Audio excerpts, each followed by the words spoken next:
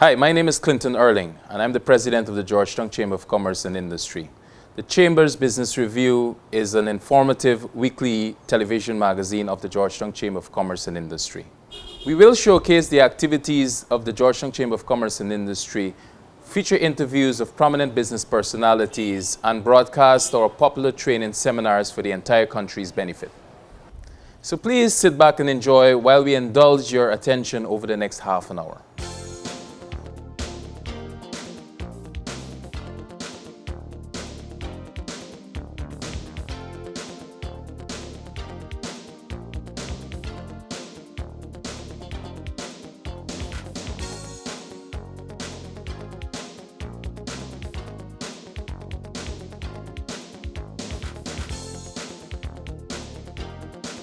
To launch our Business Guyana magazine.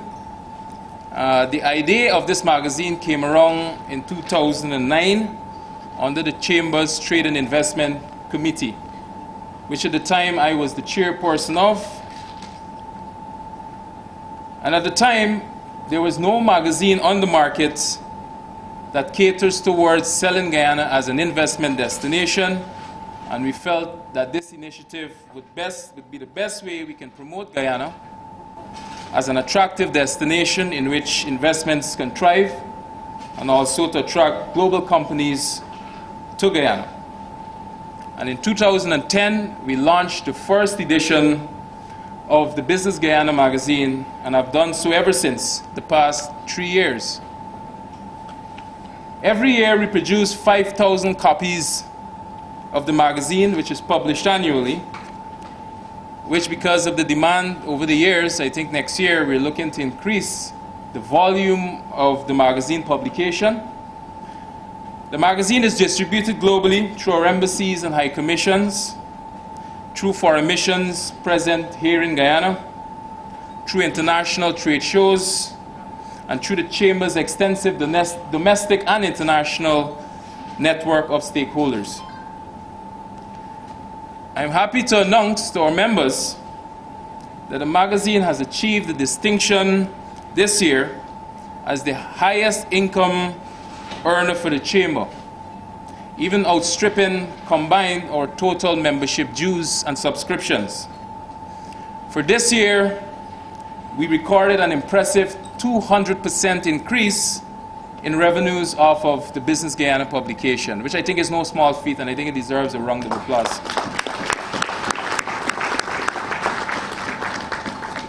This would not be possible, though, without our advertisers, and I wish to express my sincere gratitude to those companies which have made this edition a huge success. You might be asking yourselves, why the big emphasis on attracting investments, and why is this important for the Georgetown Chamber of Commerce and Industry to pursue? Well, the reality is the importance of investments cannot be overstated. We can have all the resources in the world, we can have all the factor endowments in the world, but if there's no one to exploit and transform them into viable economic projects, it will just be what it is, a great opportunity and just a potential. Take, for instance, the gold mining industry in Guyana, which has brought in close to 600 million US in GDP receipts last year in our country, and has created countless high-paying jobs and also enormous spin-off effects over into different sectors, including construction and all other areas of investments. If private sector investments and private sector firms don't exploit those opportunities, the gold, the minerals will just remain in the ground, and they will be just what they are, which are potential. Also, we look at our oil and gas industry. We have huge international companies drilling and exploring for oil in Guyana. If it wasn't for the CGX's Repsol and Pacifica Rubiales, there's no way, with the capital-intensive nature of the oil and gas industry, that Guyana would even be considering or talking about a potential or a future oil and gas industry. Similarly, I'll use the examples further away in Africa, where there's large private sector investments have transformed the agro-processing industry. Large companies like Unilever, there's Del Monte, there's Starbucks, there's Nestle. They've contributed billions of dollars to the African economies and are employing millions across the continent. I think similar efforts are needed here in Guyana, and this magazine and this publication aims to shout and tell the world of some of the opportunities that are available here in Guyana. When large companies invest, they often bring with them a higher level of technological sophistication and managerial competence. They provide the necessary capital requirements for large investment projects, which are local capital markets, which are too small to provide, and they often provide critical infrastructural upgrades in areas such as transport. And I can use the example of the aggregate of the private sector companies that are responsible for the Ogle International Airport and what they've done to make that facility into a regional and an international airport. Also, private investments develop things like communication systems, and I don't need to elaborate on the contributions of GT&T and Digicel to Guyana's telecommunication infrastructure. These developments all contribute to the improvements of our balance of payment position. It benefits our consumers through new products and improved quality of products at competitive prices. And it also provides the government with much needed revenues through the payment of taxes. Now I'll turn my attention, I'll talk a bit about the magazine. This year, for our 4th edition, we have completely re-engineered the entire magazine's core concept and did a 360 from previous years in what I term and what I call a process of creative destruction. And folks were saying, why tamper with a project or a concept that has worked pretty well over the past 3 years? But we felt we should not be complacent and allow satisfaction to creep in, and we've decided to move in a new direction. And this year we went with a new designer, a new publisher. We have a new cover layout. We've used a different paper in terms of the quality, different fonts, different layout graphics. We've reduced the number of photos within the magazine, so there's less clutter in the magazine. And we've also employed higher quality photos this year, which are among some of the changes you'll notice when we unveil and we distribute some of the magazines here this evening. The end result is a more streamlined, premium, and classy publication that stands out from the almost monotone and identical style that is used for other magazines that are currently on the market. We have updated, I would say, I'll use the analogy to say we've moved our product and our magazine from a CRV to what I'll term a Ferrari. The first thing you'll notice is that the shiny, glossy cover of the magazine is gone. This year we've decided to use a matte finish and a matte cover. So if you read in the magazine in the sun, you don't have to worry about whether you'll need sunglasses to read this edition. Of course, some things remain the same. We still have a very high level quality of writing and content within the pages of the magazine. And all of it is updated to reflect the dynamics of the current economic and business environment prevailing in our country today, while sustaining the objectives of the previous edition. And mind you, all local writers wrote all the articles. And while some have recently, within the press, we've seen debates about the quality of our local writers producing works that are the quality was described as doggerel. We found it very easy to find top-notch writers, local writers, for our publication.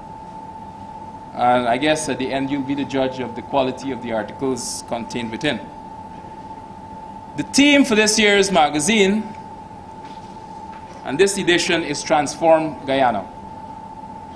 And Transform Guyana, we felt, is appropriate because it captures the many transformative projects being pursued by government, but also by our private sector companies in Guyana. These projects will significantly alter the physical landscape of our country, as they also contribute considerable wealth and also to the economic and social opportunities for the benefit of all our country's stakeholders. I will not give away any more, and I'll allow you the opportunity to go through the magazine yourselves and discover the content. In closing, I just want to thank really quickly the Chamber Secretariat, which is led by our Executive Director, Ms. Marissa Loudon, for the diligent work in ensuring the success of this year's publication, and I also express similar sentiments to Ms. Sita Sugrim of Kriti, the company that published the magazine, for bringing a fresh, new lens to the magazine's layout and design.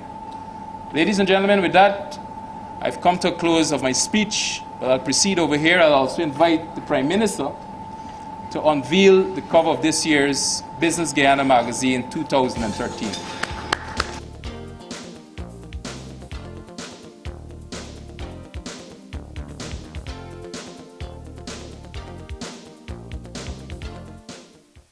I want to say that to emphasize that we, or you in the GCCI, have an interest in getting all our Guyanese people working and working efficiently so that they can have more money to buy more things, and so we can grow this economy.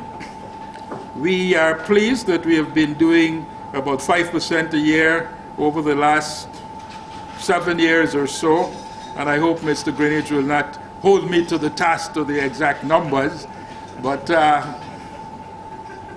and that's good. But I think we can still feel envious that there are other countries, particularly the countries in the east there, that have been holding growth rates of 7 to 10% over 60 years.